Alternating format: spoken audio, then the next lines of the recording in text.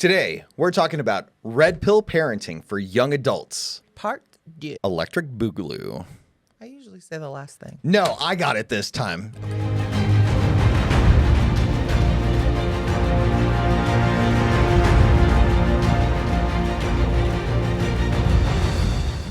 Today, we're going through part 2 of red pill advice for parents. This time, we're talking about advice for young adults. Last week, we talked about red pill advice for teenagers. You can go ahead and see that linked in the card right over here. Once again, we're going to go ahead and give a shout out to Rollo Tomassi and the Rational Male YouTube channel. He went ahead and wrote The Rational Male Positive Masculinity, which we used as source material for this conversation we're getting ready to have. And you can find that linked in the description below so you can pick up a copy from Amazon. So the first thing to get us started, niceness will not get you laid. So now, again, we're talking about older teenagers. Yeah, like Who 17, are- 18, 19. Who are at least dipping their toes into the dating game. But obviously, you don't want to send them just into the deep end, and just like, good luck with that. Shark-infested waters even, Like, good luck, So- wrap it up, son. That's it. Yeah. Like, I've heard people just go, yeah, don't be stupid. It's like, Oh my gosh. That reminds me of a safety briefing that we had one time on a weekend when I was in the Air Force. And the first sergeant would come out and he'd be like, all right, so here's your safety briefing. I don't want you creating any life and I don't want you ending any life. Come back safe. That's it. That was the safety briefing. I'm not posting any bail. I'm not posting bail for you. Don't call me. Yup. But anyways, niceness isn't going to get you laid. If she goes ahead and looks at you as a friend, chances are you're going to stay in the friend zone. And also, What's that? women talk. Oh, yeah. So once you establish that for one person, it's going to poison the well, at least where that one is. Okay, in that girl's circle. Yeah. It's just, and you're just going to be the one to either, what did you call it last time? I know what you're talking about. The buzzer beater. Oh, yeah. You might end up a buzzer beater where, like, she's not attracted to you in her 20s, but then, like, in her 30s, she might go ahead and be like, oh, hey, now that you've actually got something in life, how about we get together? How about you give me that meal ticket? Whether or not she's got a kid in tow. It's like, no. I didn't. Don't be Captain Save-A-Ho. Yeah, let's go ahead and start with that. Don't be Captain Save-A-Ho. But anyhow, like, the idea is, like, being nice and not having boundaries and ingratiating yourself to a woman through, like, acts of service and things like that is not going to go ahead and get her hot and heavy for you. No. That's just not how it works. And like you said, if you go ahead and start off as a friend, not only are you going to be likely to be locked into the friend zone with her, but her entire social group will go ahead and basically spray paint you with that. And if you do that multiple times, Well, yeah, and in a certain area, you end up losing substantial dating prospects. And you've got to go ahead and figure out a lot of things in life before you can reapproach that. But I think we went ahead and hit on that pretty good. So next up is establishing frame. I think it's important for dudes to be the leader in their relationships and to build an emotionally stirring life so that a woman will want to go ahead and see herself in that life. A lot of times women act instinctually and they go ahead and dream about the future of a man, right? Whereas a man is often much more concerned with a woman's past. And so she sees if she can go ahead and see herself with him and with him in so many ways. And that's usually a way to tell how things are going. And it's incumbent on the man to establish frame and to maintain boundaries so that the relationship can flourish within that boundary. again, this goes back to being the captain, being about it, and then attracting somebody who will be the one to come alongside. Yeah, and at least not cause problems. Whereas if you went ahead and built a wonderful seaworthy vessel, there's no reason that you should go ahead and put up with mutiny. And so, like, when you're going on dates, don't go ahead and, like, in the early parts of dating, don't do dates explicitly based on what you think she would like. I think it's important to do things that you already would be doing and invite her into your life. That way, there isn't a whole lot of friction there. And if there is friction, then you know that there may be some things to look at. And it's much better to have a woman to be a focus as far as a complement to your life rather than to be your overarching cause. Because as soon as you put her up on a pedestal and take her as your leading cause in life, it leads to all kinds of terrible things in relationships. Especially once, you are actually really looking at this person as a prospect. This is the time for you to establish the dynamic. Even if you're not actively like acknowledging that, you are establishing the dynamic of your relationship. Like, you don't give her like just the what do you want to do? I don't know. What do you want to do? That whole thing. We don't want to be the buzzards in Jungle Book. Please don't do that. But you can do things where you take it, if you want to, in an established relationship, you want to give her some kind of buy-in into whatever you're planning or whatever. You can say, do you want this or this? Give her the short list. As opposed to having her to come up with a decision all on her own, out of nowhere. Rarely ends up well. One of my favorite tricks that I go ahead and use very sparingly, because now I'm saying it out loud. So now it's going to be known the next time I try to use this trick. I go ahead and... I might forget. Yeah. I look at her and I go ahead and say, do you know where I'm going to take you? Oh my gosh, can you guess? And then she goes ahead and guesses. I'm like, how did you know? That is exactly where we're going. And then we just go. Actually, he doesn't really do that. I've done that 3 times in the last 5 years. 3 times. 3 times in the last 5 years. And it has worked every single time. Well, yeah. And it's hilarious because I went ahead and I was telling this to our employees once, because like one of our employees is frustrated with her dude, like not coming up with anything. And I'm like, hey, how about you go ahead and feed him this game and then forget that it ever happened and let it be a happy surprise when it happens. No, but honestly, I like the short list. It's cool. Sure. I mean, it gives you left and right boundaries, and then you have buy-in. So like, shoot, that's basically what happens most of the time is if I'm not just driving to a place that I know we both dig, I'm like, you want this, this, or this? And you usually have no problems with that. Yeah. But also, it's sometimes like, do you anything specific? And I'm like, no. And then you just go to a place. You waive the right to complain. Yeah, exactly. Literally, I was like, even if I'm like, inside, doesn't matter. Like, I didn't say anything, so I missed my opportunity, I guess. But, sometimes it's like, oh, well, I didn't know. I didn't want to. Like, and that's fine. Yeah, and you go ahead and you handle it gracefully. Some thoughts are inside thoughts. Right, because you don't want to go ahead and spurn the gift, right? Yeah, absolutely. It's like, then it's like, well, I'm not going to take you anywhere. Yeah, I'm not going to take you to any GD place. Get out of here with that. I mean, that's fair. Right? Why would you? Exactly. Why would you want to cause that kind of stress to your life for no reason? Well, it's just so blatantly disrespectful. So it's like, I'm not going to go ahead and put up with that. No. So it's just like, okay, no, we're just not going anywhere. That's fine. Here you go. Why would I want to be a jerk like that? And you don't. And that's why we never have that situation. This is why we're married still. And we're happy with each other is a good thing.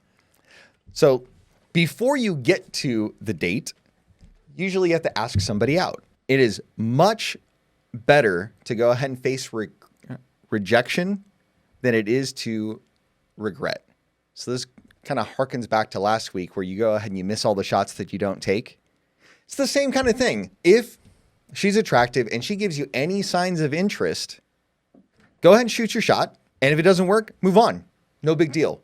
But if it does work, then like, hey, play a little bit, right? But the thing is, if you don't shoot your shot and you're just going ahead and sitting there and getting in your head about it, you lose so much valuable time that you could be pursuing your interests or tackling your purpose in life. When if a woman is a complement to your life rather than the focus of your life, it's much better to go ahead and put it at arm's length until they come in for the embrace. And that's honestly that frame of mind in action. It's like, you just go, want to go out? No. All right. You're just doing you, and you're like saying, hey, you want to come along for the ride? No? cool. And you just go on with your life. You're not sitting there stressing about, oh, I should have, I shouldn't have. It doesn't matter. And the thing is, like, even just putting out the ask, even as awkward as like your example was, like, don't do it that way, guys. You're going to go ahead and get rejected just about every time unless you are super duper hot and she is super duper hot for you already. She'll just jump on you already. You get opportunity to practice. And that's important because practice makes better. And what's up with these like chicks saying that, a first date needs to not be here and not be there? It's like, it's got to be a nice restaurant. What? Well, like because they're for setting entry standards. level? Well, they're setting standards. They're trying to go ahead and see that a guy is a provider on the first date where they're not really bringing anything to the table themselves. You haven't gotten to that level yet. Like, Sure. You don't even know if like the way he eats is annoying. And whatever other zillion other petty things that women like discount dudes for. It's like, do all that nonsense entry level right there.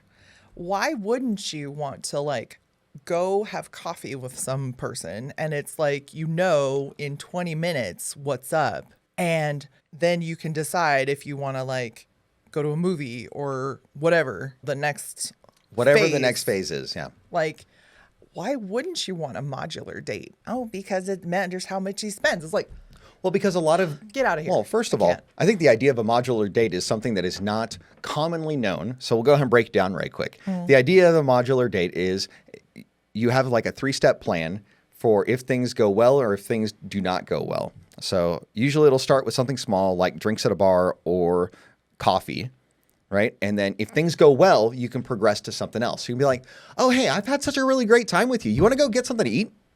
And then if they've also had a great time, they'll be like, yes, let's go ahead and do that. And then you can already have the place picked out. And then you can all have another activity picked out for after that. So in one date, you're potentially having 3 full-on dates with their partner and figure out, hey, how's this going to go? Like if it goes well, then shoot, you may end up having a lot more in common and a much deeper connection than you would otherwise. But I think that in our society, we have too many people with too high expectations where they're just like, oh, if you're not taking me to Ruth's Chris or whatever, like it ain't worth it. As if they go ahead and put in so much effort. Okay, yeah, you did your hair, you did your makeup and all of that. Sure. So, okay, fair enough. It just means I don't know what you really look like. Yeah, you don't know what she really looks like without the makeup and filters. Unless you first saw her, asked her out at the gym or something. Like, well, even then, a lot of women then, are oh my wearing gosh. makeup out to the gym. yeah. But yeah, the idea is rejection is better than regret. Go and ask it. Hey, we went into all kinds of dating stuff from that as a premise, but hey, shoot your shot. Because like, yes, terrible things could happen, but if you're an accomplished young man, chances are you're not going to go ahead and get like rage baited or paraded all throughout social media. If you've got your fitness on lock and you've built up confidence through your teenage years, chances are you're not going to go ahead and get tarred and feathered on social media. Normally, the people that get tarred and feathered on social media are like the fat slobs with Cheetos that are like reaching too high. Whereas if you are genuinely attractive and take good care of yourself, most women will not take that as an insult, which is where that comes from. Is like they're insulted that you go ahead and think that you're on their level, which is why they go ahead and blast you on social media. It's a way of like protecting themselves and their psyche. It's like, I'm a 10, so I should only be approached by 10s or 9.5s at the minimum. First of all, I think you need to clean your mirror. Well, you know. Step 1. Step 1. All right, so moving on. Let's talk about shit tests. Girls will test you to see if you're the real deal.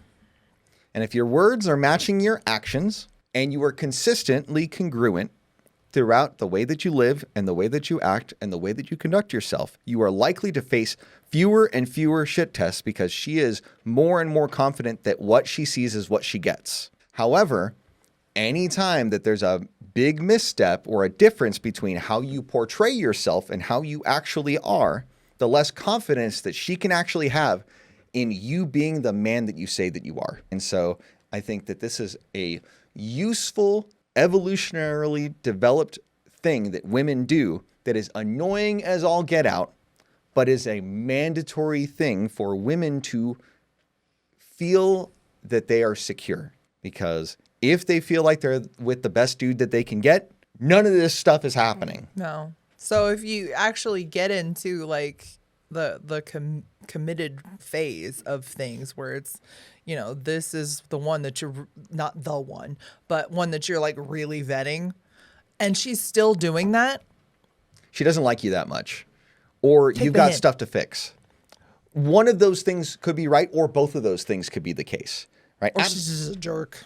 Right. I mean, that's also a possibility, but I think that it's reasonable for guys to go and see if they have a role to play in that behavior. And a lot of times, if we're being really honest, they do. Because if you're 20, you don't have all your shit together as a guy, usually. And sometimes these shit tests are things to point out to you areas of improvement where you are incongruent as a dude. And it is not an obvious thing that she's pointing out. It's just a subconscious thing that she goes ahead and does so that she can feel safe and secure in the relationship. Yeah. It's a biological like necessity that we have this like security gene that needs to be like managed and wrangled and manhandled from time to time. But honestly, it doesn't happen. It's not all the man's responsibility to manage it. Sure. And I think at some point it becomes disrespectful. And then we talked about how you deal with disrespect in a lot of ways is, hey, look, if you're in a long-standing relationship and you're accepting disrespect, chances are you shouldn't be in that relationship. I think this is the part that where it irks me when especially females will like punch a dude in the arm or like stuff like that, or try and like prank them or do that kind of stuff. It's like those little things, but those are the things, especially in a relationship, that personally I do not think should be happening. Sure. Because somebody's going to take it too far.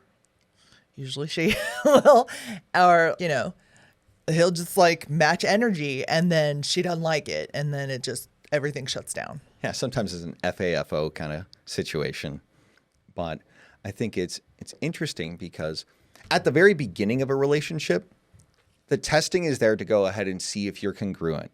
But then like if you've been in a relationship for a while, the testing is a sign that she doesn't feel secure in the relationship and something is wrong a lot of times. So it's like, this ties very well into know what you're about and be about it. Having that kind of boundaries. It's like, I don't want you to like do any kind of shenanigan pranks. I don't like it. Just no. And you just shut it down. Find your comfort level and just hold it there. Hold the line. Yeah. And the more comfortable you get with being able to disappoint her while she's having a hissy fit, the better off you'll be. It garners respect. It does. Because capitulating causes her to lose respect because you don't negotiate with terrorists. It sets the precedent. And like, as much as it gets you angry when I go ahead and like stand up to you when you're being, a tyrant from time to time, like you end up respecting the situation a lot more after you've taken time to it's like, oh, consider it. Sorry. Yeah. Which is really interesting. That was me being a dumb chick. I'm sorry. And that's okay, right? Because it's biology. It's biology. And at the time, I'm just like, I'm not putting up with this. You can go ahead and take that attitude elsewhere or whatever. That's the thing is the boundary is drawn. And when you hit up against it, the line is held. Yep. And that is security. Honestly, Sure. That's secure right there.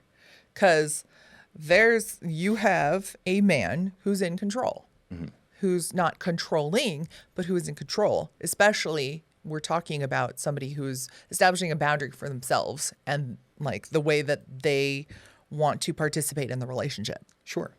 It's not being controlling. It's being in control. Well, and a lot of times it's coming from a place of love, right? And sometimes it's tough to see it that way when you're in your emotions. Yeah. But it's just a matter of I am setting boundaries and maintaining frame so that you can be free to express yourself within the confines of the frame. And that gives you all kinds of freedom to do all these things, and for you to be secure knowing that you are going to be okay. Yeah. It's just, I think that is where like feminists just like have a hissy fit about this all the time. Oh, you're so insecure and you're so controlling. It's like, no. He's in control. Because they assume the worst. And they assume that there is a rivalry, or they assume that a man is a villain to their victim mentality. But this is definitely in line with modern women who want everything to be transactional, equal, fair, according to them. Things like that. Where Fair it's is like, an unbalanced scale yeah, it's for like them. who decides here? Sure. It's like, we have a tin of cookies. You get 1 cookie. I get 9 cookies. It is fair. Sylvester the cow is like 1 for you, 2 for me, 1 for you, 3 for me. Yeah. It's like his money is our money and my money is my money kind of thing. So like these are jokes and these are common tropes that we see in society. And the reason why we laugh is because there's truth to it. There is.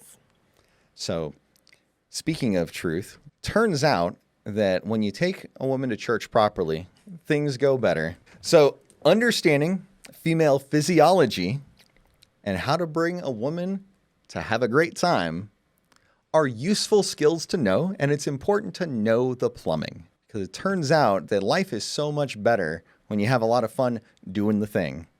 What are your thoughts on this? A lot of thoughts. But definitely, I think I wish more women knew that this is the way to connect. Literally connect, and like also like only connect. And even you don't want to be like, I'm so tired for whatever reason. You have a full-time job and you have to work all day. You had a mom all day and you are freaking overstimulated AF. Like, I've been there. Like, I have a child who is very touchy-feely. And there are days when I'm just like, please leave me alone. Please don't come out. And in 5 minutes, I'm already overstimulated. And I'm just like, please leave me alone. Please stop. There are some days that are worse than others, harder than others, and you just don't wanna. You're just like, oh my gosh, and I have to do this. But and that's a valid place to be. But honestly, even if you're just like, I'm open, I'm okay with this, like, and especially if you kind of let them know where you're at, you can at least be like a diesel engine. You start like warm it up real slow. And generally, especially if you communicate those kind of nuanced things, but are trying to make an effort, it goes a long way.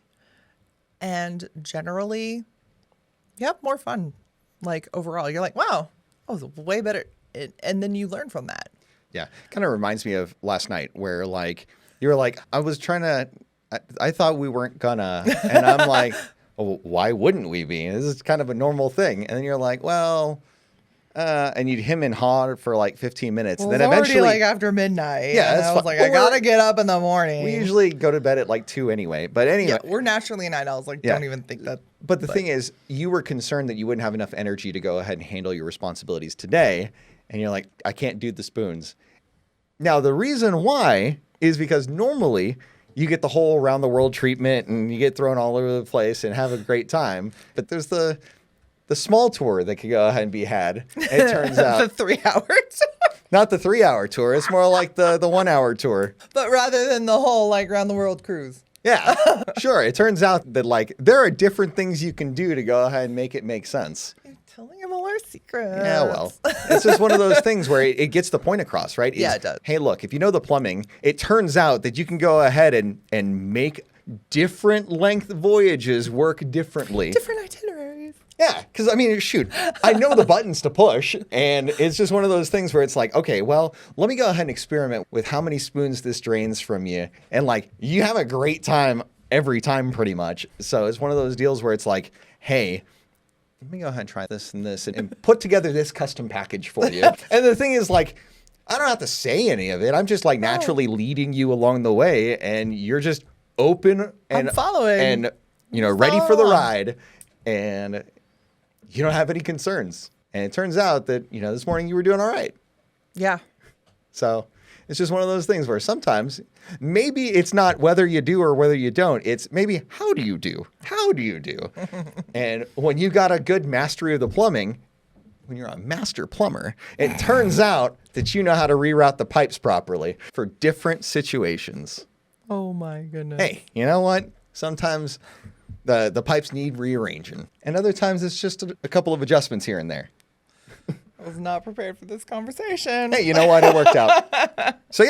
So for you young men, get to know the plumbing, because there's a lot of special areas that you can go ahead and approach, and it's going to be different for most women. So a lot of times, the first time is going to be Once you have a lot more experience, you can go ahead and have some general cases for what is usually going to be pretty good, because it turns out that women are a lot more complicated in terms of how to do the things than dudes. Like, dudes have one lever and you can go ahead and adjust the lever, whereas women, they have all these buttons and levers and little hooks and claws here and there that you got to go ahead and get at to get to the right places, And they all different. And they're different. And different on different days. That's right. And sometimes you just go ahead and if steps 1 through 3 aren't getting you where you need to go, maybe you just go ahead and go to the appendix and there's a flow chart. Yeah. Different pathways. You go ahead and get accustomed to going ahead and having a great time with one partner. You get to know your partner really well. That's the thing and I think that is where women's deep-seated need comes from. Yeah. To be known carnally. It's just one of those things where that's just part of it. And that's where all of the biological imprintation, is that a word? I don't know. Yeah, imprinting, yeah. Words are hard right now. It's fine. But all of that comes into play. And I feel like women really are the biggest roadblocks to themselves being able to have a very fulfilling, in every way, relationship. Because they're just I'm tired, I have a headache. And they just don't even think, well, let me just see where this could go. Well, I tell you what, I think a lot of that comes from the dude not putting in the work to know how to work the system. Well, true. Right? Whereas if the guy knows how to work the system and she is just about guaranteed to have an amazing time, that really affects the dynamic, right? If a girl is constantly complaining about having a headache, it's because she doesn't like the dude that much to begin with, and there's some other relationship issue in mind, or he's just not that good at it, and so it's a chore to her. But even, not even saying, hey, maybe we should just work on how things work. She's not even going to get to that place because she's just going to get complacent in that. I think that there's a lot of things that have to go wrong for you to get there. And normally it has to do with respect in the relationship that ends up leading to that, or a lack of respect in the relationship. But I honestly do think a lot of this cultural static interference is all in this, where women can't even fathom letting go of this area. Well, I think for the most part, it is their greatest strength, right? Is they go ahead and use that as a bargaining chip instead of freely giving. And when it is looked at that way as their source of power, they don't want to give it up. Don't get me wrong, that's not most women. I mean, it's a lot of women that do that, but it's not all women by any stretch of the imagination. No. But it's enough that it is a popular trend in social media that we see over and over and over again. And we see people getting upsetty spaghetti about all kinds of things surrounding this because either they have trauma in their past or they have terrible experiences or all these other things that cloud their ability to have a fulfilling relationship in this domain. Which is definitely, that's some stuff where it's please go get help. Please go work through a lot of stuff so that you can get to a place where you're just at least in a neutral position. That way you can, and this is where that transactional, egalitarian 50-50 or whatever you want to call it, it hurts so many couples. Sure. But if you are in a 50-50 relationship and you're a dude and you're a great plumber, you know how to lay good pipe, it does tip the scales in your favor because it covers a multitude of wrongs when you can go ahead and ring the bell aggressively. Yeah, that literally gets her on board with things. Yeah. So I think we went in and hit that pretty good. That was a hit that spot. Phrasing. We're doing phrasing. So I think another thing to impart to young men is to understand the long game and to know that women generally peak in terms of their sexual marketplace value, not their human value, their sexual marketplace value, around 25 or 23 to 25, somewhere in there. Whereas men, we tend to peak later in life in our mid-30s because the things that are attractive about men to women are different than the things that are attractive to men in the reverse, right? Like we seek fertility and youth and beauty from women, and women seek provisioning, security, and strength from men. And this is like where it is so completely frustrating how clueless modern women are about this. Well, because they go back, we talked last week about blank slate equalism, right? Where they think that they can do anything that he can do. There's a song, there's a music I can do better. I can do anything better than you. No, you can't. Yes, I can. Yeah, all this crap. No, you can't. It turns out that we are different. Just throwing that out there. But anyway, like the things that make dudes attractive take time to build, right? It takes time to rise to your captaincy and to be a strong man that is consolidated in all dimensions. Whereas for a woman, they are born with their value. It is inherent and natural for them to grow into it as a matter of physical development. And it is an inherent responsibility of women to maintain their value, whereas it is an inherent responsibility of men to pick up their burden of performance and create their value. Again, not your value as a human being. Your sexual marketplace value. And your value to society as a whole. And what's interesting is that women who are trying to forge that modern path, that feminist path of, doing this thing. And so the ones who immediately will respond when you bring to the table, like, oh, well, I'm educated, blah, blah, blah. They see that. And that is literally what hurts them in this realm, because they wasted that time that they, instead of investing in and preserving and developing themselves in other ways. Developing that value or cultivating, and maintaining that value and finding someone who will appreciate that. Sure. And so we went ahead and talked about understanding the long game. And I think the next point really hits in on that is in that men and women have different concepts of love, right? Men tend to love idealistically, where the idea of romance comes mostly from men, not from women. Whereas women, though they say they want romance, they tend to love opportunistically. It is, they love a man for what he can provide, whereas a man tends to love a woman for who she is. Again, that's biological. Right. And so the things that we're looking for from each other is I'm looking for respect from you and you're looking for love from me. And I think that it works out really well that way. And it turns out that men and women are just fundamentally different. I read that somewhere. I mean, it's in the Bible, right? Like, oh, yeah. Yeah. A good rule book for life right there. It's like, it's in there. And there is a reason why that is the case. And it's really funny. We had a bunch of people chatting in the TikTok comments the other day about how, respect goes both ways. Well, it's like, yes, but at a fundamental level, a woman can't love a man without respecting him. Whereas a man cannot really respect a woman until he loves her. Yeah. And you see that all the time. The ones that are recreational use only. Okay, I gotcha. That's really funny. Now, I think it's interesting because when a dude demonstrates lower value in the woman's periphery, any stiffy she might have had for the guy just goes, lady boner killer. Yeah. So when a dude goes ahead and acts like a coward in a situation where he should be brave, or when a guy looks at the check and goes, oh, hey, we're splitting it, right? Instead of giving her the opportunity to do the check fake where she goes ahead and tries to put her card and then he goes, oh no, I got this. That little dance. Mm-hmm. When he doesn't even do that, that's a lady boner killer. And it's a demonstration of lower value. Mm-hmm. Whether or not you believe that you should be going Dutch or whatever, but in our society, that dance is an expectation. Just think about it if you will. All of a sudden, you're just walking with a gentleman and somebody comes up and is like, give me your money.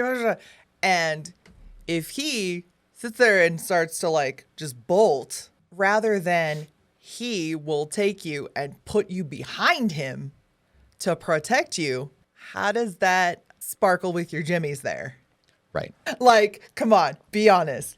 Be honest. Yeah, a dude stepping up and taking care of business is really hot for a woman. It's just kind of like back in the day when the saber-toothed tiger was going after her, and he wrecked that thing and then took her to the cave and wrecked her. You know, it was a good thing. She was about it. And she was about it because it turns out that your adrenaline is pumping when your life's in danger like that. And that's why, statistically, traditional women are much happier.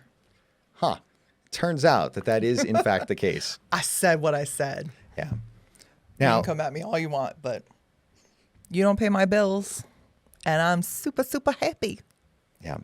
So going back to like stepping up in challenges and things of that nature, vulnerability is not strength for men. Stoicism and keeping your emotions in check during the storms of life are things that are respected not only by women, but by the community writ large. And there are different social conventions that go ahead and reinforce this. Like in Britain, it's stiff upper lip is when things are happening, go ahead and look it in the eye and say, you move, and then handle your business, and then you can emotionally process it later. It's even an American tradition to pull yourself up by the bootstraps, right? Sure. Like, let's get on with it. And I think that showing your emotions and your tender side to a woman should be done with extreme caution. This is, okay, I'll say it. 'Kay. Because, okay, I'm a chick. I'm saying this. Do not show any kind of that emotionality, especially even with the most serious stuff, until you are in an established relationship. And I'm talking like 5 to 10 years of marriage. Like where chances are in that time frame, you've seen a thing or two, you've been through a thing or two together. And those are those kinds of things where it's like, are we going to grow closer? Are we going to get closer to each other? Or are we just going to like beat at each other or like, butt heads and struggle through it, try to struggle through it individually rather than moving toward one another? Sure. And I think that when men have emotional maturity and they're able to go ahead and process their feelings, not to bottle them up, but to go ahead and correctly and properly deal with them in such a way that it doesn't cause lasting damage, it is to a man's benefit to do so. The main thing is why I really firmly do believe this, is because it is in every woman, every single woman. Hello, I'm one. That if she is hurt enough, if she is angry enough to where she forgets her sensibilities, which happens more now than it used to, definitely. But even in the most like committed to being traditional female, we can go scorched earth. Yeah. Y'all seen it. Carrie Underwood sang it. Okay.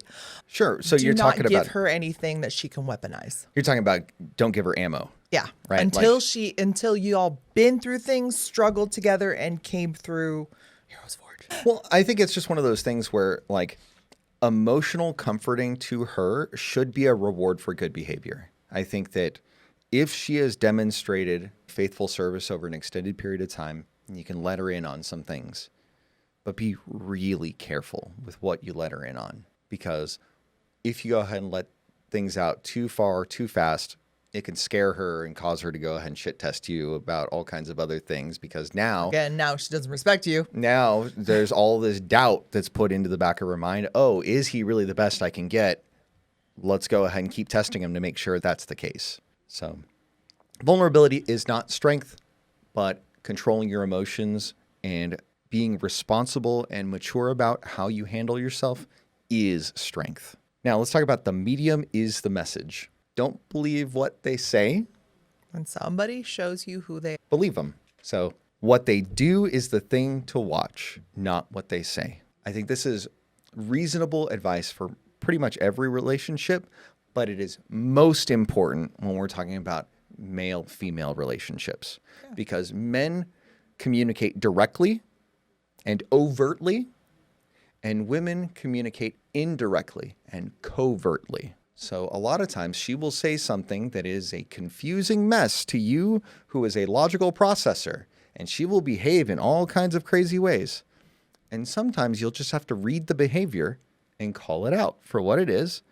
And sometimes she'll get real mad about it. But other times you can go ahead and take the things that you see and operate ahead of them, being a logical problem solver. Once you've seen patterns, you can go ahead and know how to solve a problem, and things will be much better for you. But I mean, even in so much as we were talking about yesterday, before we were talking about that plausible deniability. Sure. And some women especially, they will deliberately operate in an ambiguous manner so that they can say, well, I didn't mean it like that or whatever. And, you don't have to like call it out. Oh my gosh, what is this nonsense? Whatever. Just be like, and with any kind of relationships, like even with your friends and all of that stuff, it's like when you're trying to communicate with somebody, and in business too, like, did you mean this? And if you ask it in the form of a question, it already does not put the other person on defense. Sure. It gives them an opportunity to Do you want to walk that back? Sure. And it's kind of like giving them a warning shot and giving them the ability to go ahead and take things back when maybe they got a little out of pocket. Yeah. Yeah. It's like, wait, are you really? Especially in these, even when we talk about, like not showing emotion, do we mean, it's like, did you mean you don't show emotion at all? No, people will say, you're telling men not to be emotional or to show any emotion. How are we supposed to, react to that? No. That's not what I said. That's not what I said. You can have emotions, just don't be emotional. Those are different things. It's like you could be angry and not sin. Those are two different things. Mm-hmm. But I think that was pretty good. So check the behavior, not what they say, because the behavior is harder to fake than telling lies. So also with the whole like men hold the keys to and gatekeep relationships. So women will be with a guy for years, pump out a couple babies, and then be like, well, wait, you didn't want to marry me? Why would he? Why? It's just path of least resistance. That's human nature. Like, you're just already living this life. Why would it need to change? Sure. She didn't go ahead and expect any different and didn't have expectations and standards going into it. So why should things be different? Mm-hmm. I don't know. Sure. So the next thing is smile less and smirk more. I love this so much. Agreeableness, virtue, generosity, kindness, they make for men of noble character. Absolutely. And you can go ahead and handle yourself that way out in the public. But those aren't the things that'll rustle a girl's jimmies. Sometimes you got to tease her. Sometimes you got to go ahead and mess with her a little bit to go ahead and get the hamster wheel going in your favor. Sometimes you just got to like knock her over a little bit. Not physically, but like emotionally a little bit. Because women crave a lot of drama in their life. And if you're not the one providing it, somebody else is providing it. Does the story check out? Yes. It's just like, your kids are calling him dad, but she's calling somebody else daddy. Whereas it is much more to your advantage for her to call you daddy. That's just what it is. And I mean, honestly, this comes in phases where we talked about say less. That's more of that. It's like, you don't need to like be all out there, put everything out on the storefront. Like you can, keep your cards close to your vest. You don't need to like put everything out there all at once. Reminds me of that Family Guy skit where there's pieces of candy and it's like, ooh, piece of candy, ooh, piece of candy, piece of candy. And then all of a sudden there's the box and it's like, oh, well, there we go. It's okay to go ahead and breadcrumb her to the place that you intend for her. It's a wild ride. Make it a fun journey for her. Give her pieces of candy. Not necessarily literally. Maybe literally. I don't know. It depends. Depends on the nature of the relationship. So this kind of goes ahead and goes on with the next point of charm is like treating women like little girls and kind of like teasing them and like making sure that they find comfort in the drama that you produce for them. because like if you walk up and give her an open palm slap to the behind, he'll give her a rise to her most of the time if you got a good relationship. And usually that's enough to go ahead and get things going. It's like preheating the oven. I see completely that all the people are just gonna like drive by this and hear this and be like, oh my gosh, that's so gross. Yeah, whatever. It's either they're missing out, they never experienced it in a positive way, or they're missing out in some way. It's like, if you know, you know. It's if you know, you know. But like, we're not saying like you treat all women like little girls and give them candy out of a white van and stuff. No, that's just weird. That's but weird. The idea is if you've got a relationship, a lot of times it's to your advantage to go ahead and start the drama for her benefit, not only for your own benefit too. Don't get me wrong. There's going to be some benefits to rustling her jimmies. Remember we talked about the life stage, like the circle backs? Sure. Those are the things that will, when she gets retrospective and be like, did I really live that stage to the fullest? Yes, she did. Because she had you. Well, and it's funny because a lot of times when women get divorced for like really petty reasons, a lot of times they'll go back and reminisce about the good old days in the relationship, and then they'll be like, I miss this. And it's like those little things that he did throughout the marriage before things got contentious that she regrets afterwards. Especially, I think this hits hardest in those before kids and during in the throes of child rearing. Don't let that die. And the biggest thing is never lose perspective of the best way to order your family with your marriage as the foundation, because those kids wouldn't be there without that relationship. If you don't cultivate that relationship, again, you're going to stare at across the breakfast table and go, I don't like this person. Again, that is when women naturally get, oh, I wish that was a thing and I don't know who this person is and I don't like them. And then they want to go and then they regret it. And they try to do the eat, pray, love thing. Mm-hmm. So 7-year itch, 20-year itch, all these kind of things come up if you're not taking care to handle your business around the whole way. And of course, little babies, tiny humans who rely on you for their existence, you have to there's a phase of that, but you can never lose sight of cultivating your relationship through that as much as you're able. And yes, sometimes it takes that, oh gosh, do I really have to today? I don't want to do it. I'm so tired. Doesn't matter. You still need to be available. Put in a good effort. That's it.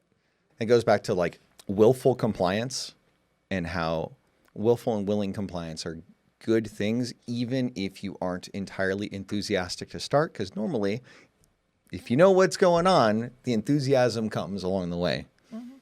So let's go ahead and hit up the next thing is experiment with game. What kind of way of hitting on women works for you? Like some things will work out better if you're an extrovert than it does if you're an introvert. There's different ways to play the game. Are you the guy that is going to be out in the middle of everything being cocky and funny?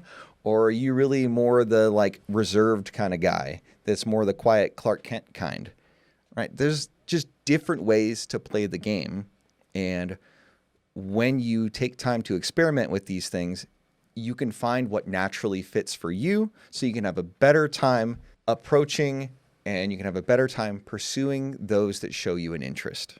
And we're not saying it's like throwing pasta up against a wall and seeing with sticks. Maybe to start, it's kind of like that. Maybe to start, it's kind of like that where you can at least see the direction to go in. But as it needs to be a conscious effort where it's like, that didn't work so well. Or, yeah, that worked, but I felt totally weird and it was so awkward to do that. I don't want to really do that. Maybe I should adjust it. Well, I think for guys, we're deductive problem solvers, so we'll just naturally go ahead and do that. And if you're not, then here's your recommendation to go ahead and do that.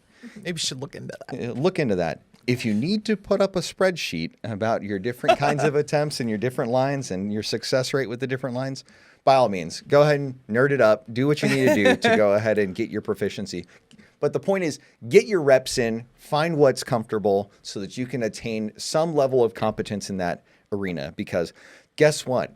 Gaming does not stop when you're married.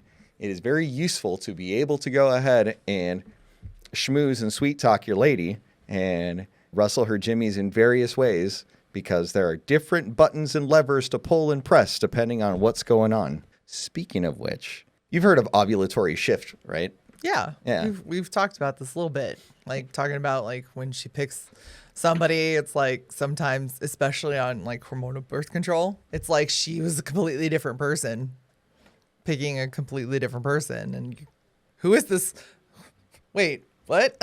Okay, so to go ahead and clarify for people, because I know you're alluding to something from a few weeks ago. Yeah. But to clarify for folks, ovulatory shift is when a woman is fertile, she is looking for different things than she is when she's on her ovulatory down cycle.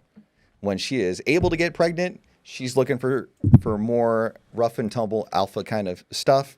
Whereas when she's on her down phase and not able to go ahead and get pregnant because of biology, then she's looking for more dad energy rather than daddy energy. And so by knowing what's going on and experimenting with game and gaming your wife when you guys have been together for a while, you know what buttons to push at different times. So a lot of that has to do with paying attention to where she's at in her cycle.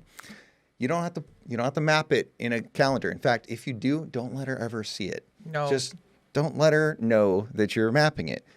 But yeah, you might want to map it just in case. Don't let her know. Be quiet about it, right? Because then she will think that you have superpowers because you know just what she needs. It turns out you have studied her a little bit, and that's okay. And she will appreciate it. Going along with that, I would say that dudes should never apologize for their sexual nature. Like, we have so much drive in our testosterone and all this stuff to go and spread seed. That is a natural proclivity to us. And you can go ahead and channel that to positive ends. Never be ashamed of it. Especially at this age. Oh, yeah. This is like, when you're 18 to 20, it's like, you have the most energy and hormones happening, you know? That's like, please. yeah. And I think it's important to embrace it and to harness it for the good. Don't let them shame you. Yeah. And don't let her shame you for it. Ever. Yeah. All right. So it's also important to learn the cognitive process of women's arousal. It is not about touching parts for the most part. It's about getting the hamster going in the hamster wheel in the back of her brain. Give her a story to go ahead and latch onto and take her for a ride. Usually that's a good way to do things. And if you're already very familiar with the plumbing, it's easy to marry the two together. You can go ahead and put a great story and push the right buttons and toggle the right switches, and good things will happen. Which is funny because, like, once you take control of the hamster wheel, like, it means she doesn't have to think. Yeah. She shut her brain off, and that is when you can most easily go on a journey. Sure. And it's the best. It is the best. It was interesting. We finally had that, like, frank conversation about, like, it's like, yeah, I'm trying to, like, make sure I do all these things. It's like, no. Why? Just stop. You just, even sometimes, especially when I first started kind of practicing, like, getting out of my own head, it was just like, I felt like I was like, I have to have eyes open. It's like, no. Sometimes it's like, just let your eyes roll in the back of your head. Yeah. Just let your eyes roll in the back of your head and just shut your brain off. Yeah, and you're more likely to go ahead and be able to accept direction when your brain is turned off. And that's usually a really good thing for both sides of the equation. Which means get good at giving directions. Yeah, as a dude, definitely Yeah. get good at giving directions and be confident when you give directions, right?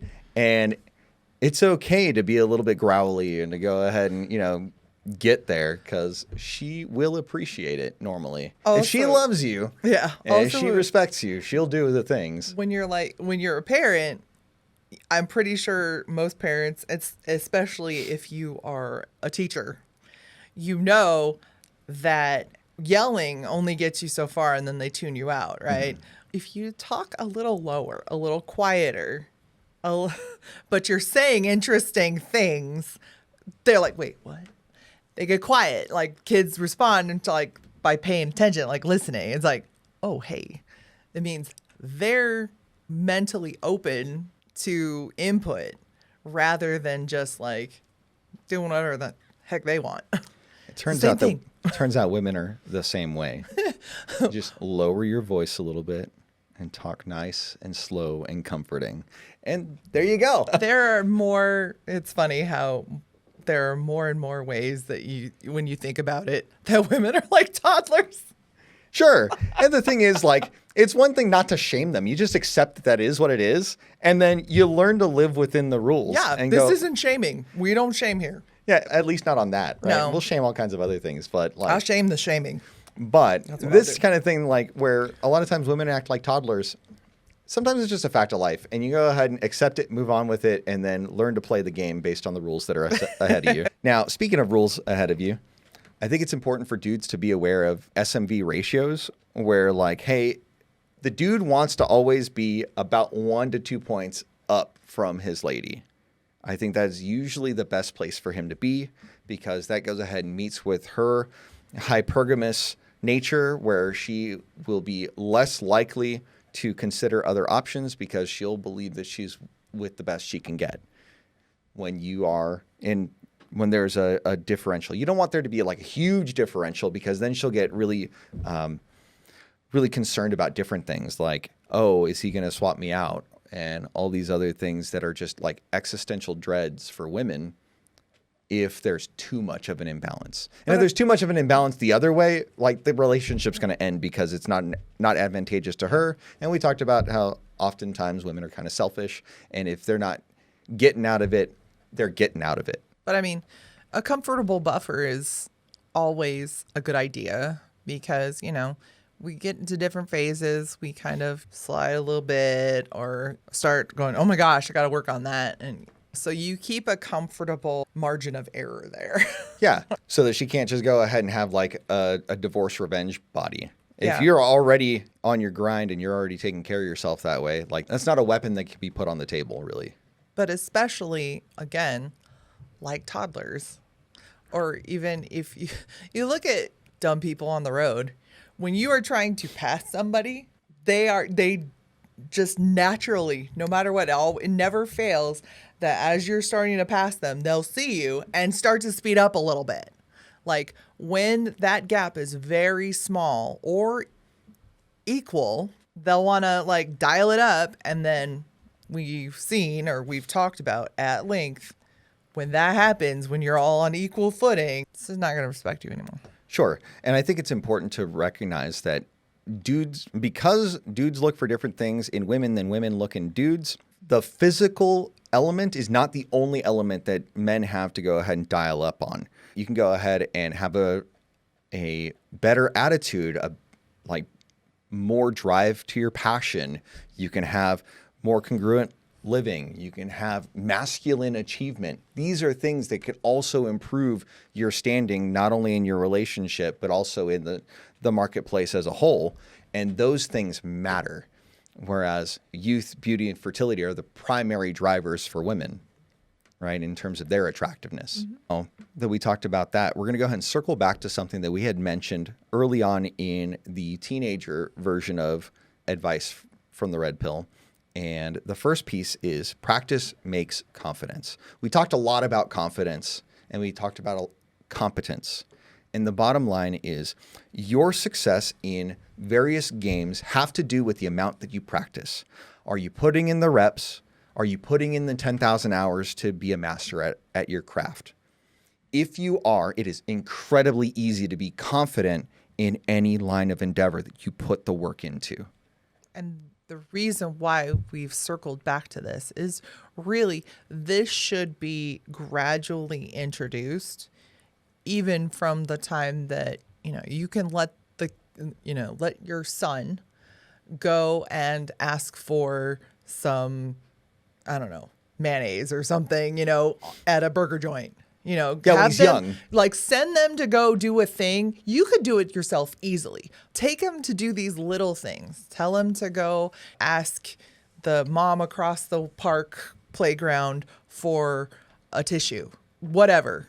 These little things where it's just a little scary that you have to talk to somebody to build the confidence. Sure. Whereas when they're a young adult, getting them to have appropriate challenges for them to get confident in different areas of life. Yeah, to go try stuff. And then ultimately in this realm of maybe dating, all that stuff, you want to go out?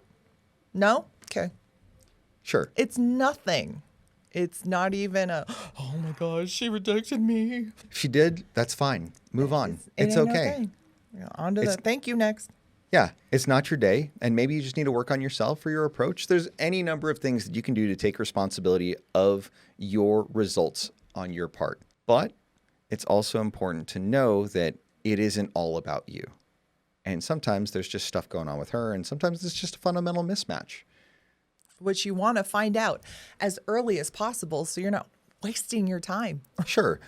And like, don't be afraid, even if you think that she's out of your league. Don't let leagues bind you. If you're on your game and you're on your purpose and you are a consolidated man, go for the pick of the litter. Go ahead and shoot your shot, right? Because I'll tell you what, a lot of those 9s and 10s out there, they ain't getting asked out because a lot of people are just scared to approach them. And if you got the balls to go ahead and go up there and give it your best shot, so what if she shoots you down? Go ahead and give it your best shot. Of course, you want to go ahead and have had some practice ahead of time before you start shooting for 9s and 10s. But that's another story for another time. But if you've been challenged since you were little, Stuff's easy at that yeah, point. Yeah. it's not even a thing.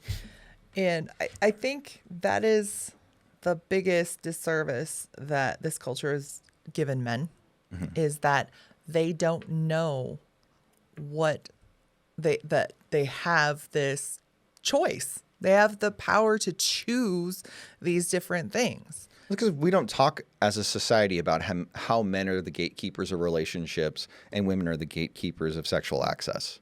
It's just something that is not popular in the society to talk about because we don't talk about the fundamental trade between men and women enough. I mean, just look at how much shaming language we get on the regular. Well, and it's Because funny we're talking about it. because it comes from one section of the population that is easily incensed and that they have a fundamentally different worldview from ourselves. And that's okay. And it's interesting because they just think that we should toe the line because everybody should feel like this. It's like, no. We have very fundamentally different Viewpoints from you. viewpoints and goals Right. in this. We're talking about if you want a long-standing, committed relationship and building a legacy with a family and all this stuff. Sure. That's happy and joyous for the long term. This is what we're about. Yep. It's like if you want to just be by yourself and Buy a build your dog and own, die. yeah, get a dog, die alone. But essentially, like if that's what you want, if you want to build your own success, you want to do your own thing, and you want to, and you're not gonna don't settle. Sure. Go ahead. I don't know why people get so mad at like modern get so mad at traditional women. Because they're missing out or they fear that they're missing out. No, I Because a think- lot of times, well, here's the thing, is a lot of times women are really frustrated with like liberal dudes nowadays where they just really want a conservative guy, but the conservative guys They don't qualify for it. they have no interest in them. I'm sorry if that's what you think, and you should just be able to do what you want and blah blah blah, and then you want all of this like white You picket want this guy that's fence putting in this and somebody work. to retire you.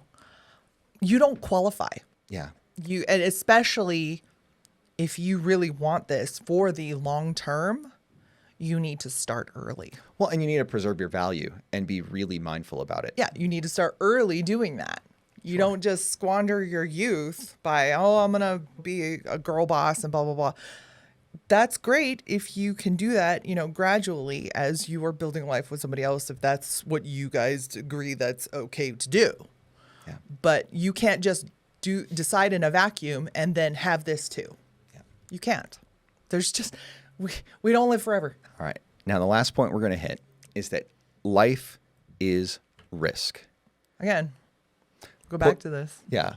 Push your boundaries, take risks, take your at-bats, swing for the fences, because nothing is sexier to a woman than a man who is willing to take on challenges in life and be willing to go ahead and knock it out of the park, because that's the kind of guy that she wants to attach herself to.